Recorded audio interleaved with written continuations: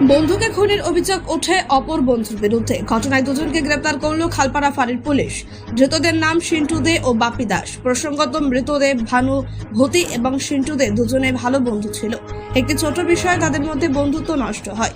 বৃহস্পতিবার রাতে সিন্টু তার কয়েকজন সঙ্গীর সঙ্গে ঝঙ্কার মোড়ে এলাকায় দাঁড়িয়েছিল। সেই সময় দেবভানুভূতি টোটো চালিয়ে বাড়ির দিকে যাচ্ছিলেন। অভিযোগ, সিন্টু তাকে দাঁড় করিয়ে সঙ্গীদের সঙ্গে মিলে মারধর করে এবং গলায় টিপে ধরে। পরবর্তীতে খবর পেয়ে পরিবারের সদস্যরা ঘটনাস্থলে পৌঁছে ব্যক্তিকে উদ্ধার করে শিলিগুড়ি জেলা হাসপাতালে ভর্তি করেন। এরপর সেখানে চিকিৎসা চলাকালীন মৃত্যু হয় তার।